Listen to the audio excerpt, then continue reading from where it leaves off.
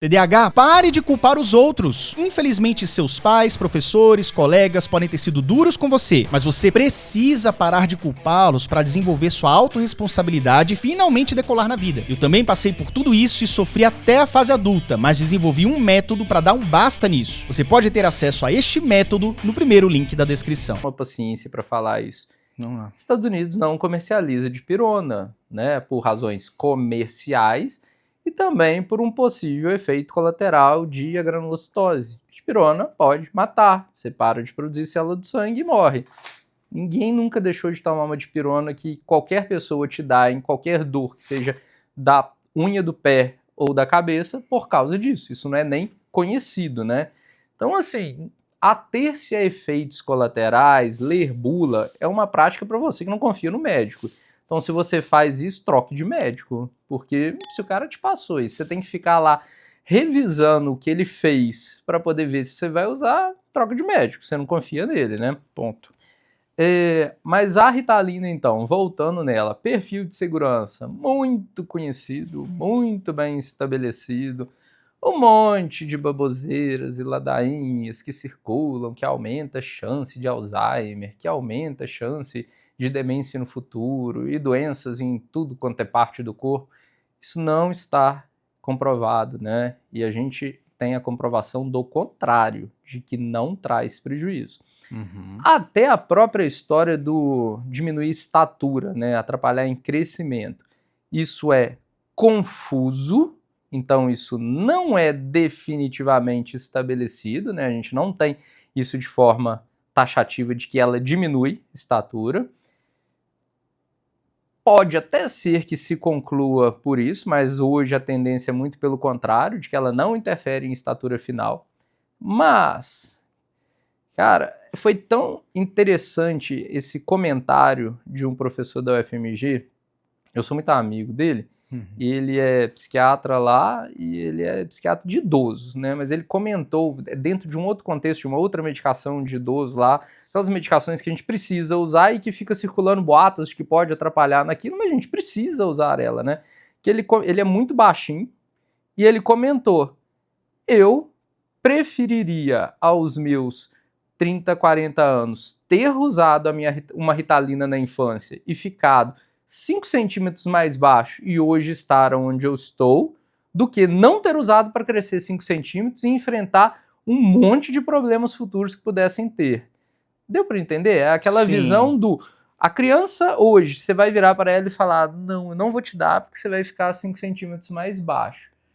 Só que será que ela, com 30, 40 anos de idade, não pensaria, nossa, eu queria ter tomado para ficar 5 centímetros mais baixo hoje e conseguir fazer a minha vida chegar no lugar que eu quisesse e não ser atropelado por um monte de problemas, né? Sim. Ou nem chegar naquele lugar, pensando aí na chance de mortalidade muito aumentada com quem não toma por conta de acidentes diversos, As acidente de estatísticas trânsito, do TDAH que são isso, tristes. essa coisa toda. Sim. Então, assim, medicação vale a pena usar, né? O benefício é muito maior do que qualquer risco, qualquer prejuízo.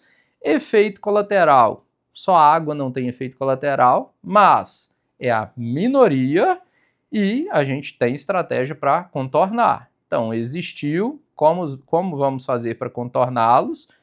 E efeito colateral é balança também, né? Então, você vai pesar na balança.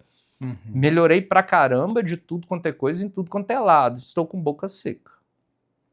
Às vezes vale a pena. Aí você toma uma água que não tem efeito colateral. Paciente.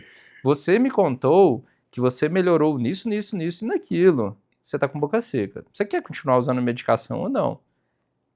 99% quer continuar, cara. 1% não quer. Tá, mas a escolha é sempre do paciente.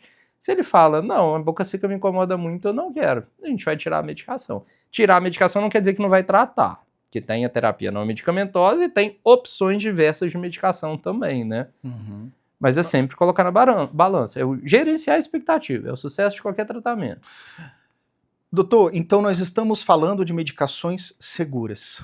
Elas viciam, doutor? Porque a pergunta número 1 é essa, que é o INA do cocaína, faz associação maluca. E a segunda é se vicia, enfim. Como é que é esse sentimento negativo sobre o medicamento? A Belisa que tinha que estar aqui, né, Yuri? Porque ela ia gostar de falar disso, né? Cara, e ela orienta isso tudo já, assim, rotineiramente para mães, né? Mães e pais. Que não é, em geral, as orientações que eu dou, porque o adulto não se preocupa com isso. Eu acho que ele já mesmo? Ele já tá tão ferrado, ele tá doido para poder resolver aquele monte de problema, que ele não vai entender. Doutor, vamos lá, vamos pra cima. Ele não vai entender que aquilo é um problema agora, né? Ele quer resolver o tanto de problema que ele já acumulou. Mas vamos lá. Ontem teve uma palestra, e é assim, de longe, um dos maiores especialistas Brasil e mundo sobre o assunto. E ele comentou, eu posso assim confundir alguma coisa de números, mas não vai mudar em quase nada a proporção, né, a porcentagem, que de 1.400 pacientes em segmento regular com ele de TDAH, somente 4 desenvolveram dependência química pela substância, tá? Então isso é baixíssima chance de acontecer. Isso tem predisponentes que a gente vai avaliar caso a caso, né? E mesmo assim, existe aí possibilidade de tratar com medicação que diminui muito e não tem essa chance. Quando eu falei da dependência e voltando lá para Ritalina, cocaína, aí é dos estimulantes, né? Sim. Então, dentro desses 1.400, 4 aí com estimulante desenvolveram dependência.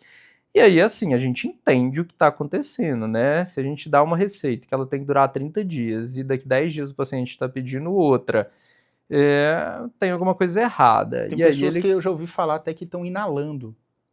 Isso As eu nunca pessoas. ouvi, não. Já, mais de uma pessoa.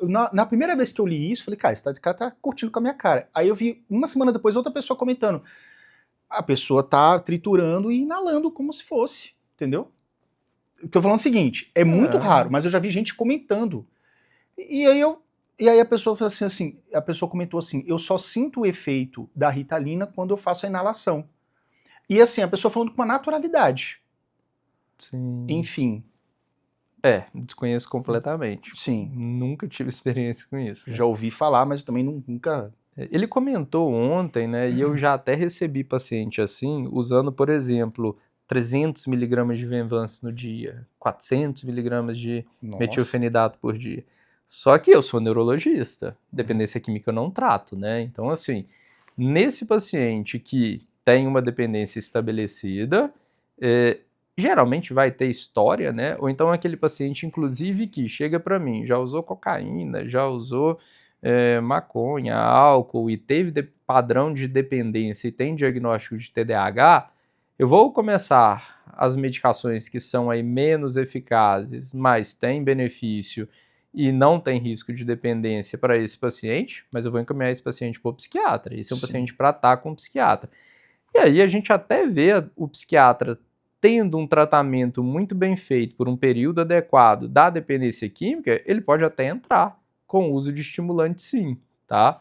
Mas então, eu acho que para tentar, assim, tirar realmente da cabeça existe tarja preta, está escrito esse risco, tá? Esse risco, ele é para populações específicas, esse risco, ele não é geral para aquela substância, você não tem fatores de risco diversos para a dependência química. Então, esse mesmo paciente que vai estar predisposto a ter dependência da Ritalina, se ele entrar no álcool, ele vai estar predisposto a ter a dependência do álcool. Se ele entrar na cocaína, ele vai estar predisposto. A predisposição, se ele entrar no cigarro, é a mesma coisa, né? Então, assim, não é a substância em si. E aí entra um outro problema. O TDAH já gera uma chance muito maior de ter dependência química.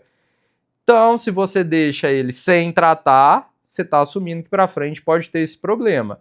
Se você trata, você diminui esse problema no futuro, né? Então, assim, ainda assim, é melhor tratar, já que o risco é baixíssimo e é um risco que a gente está em seguimento contínuo dele, está em monitorização contínua, né? É melhor tratar do que nem tratar.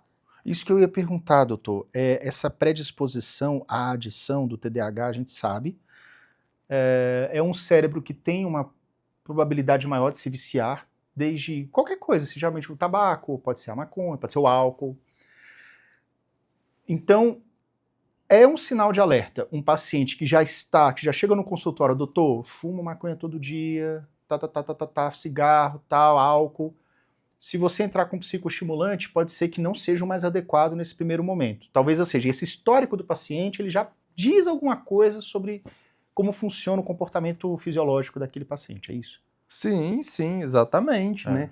Isso é até aquelas pistas aí para será que não existe um TDAH motivando tudo isso, né? Um paciente tem um diagnóstico de ansiedade que não trata por nada e está a vida inteira tomando um monte de remédio, não consegue. O Clube TDAH em Ação tem tudo o que você precisa por um preço super acessível. Engajamento, foco, ferramentas importantes, motivação, amizades e família. Além de aulas completas de como você pode se dar bem no mercado de trabalho, mesmo tendo TDAH. Fora as aulas completas sobre medicamentos com os especialistas do clube. Conheça o clube no link da descrição.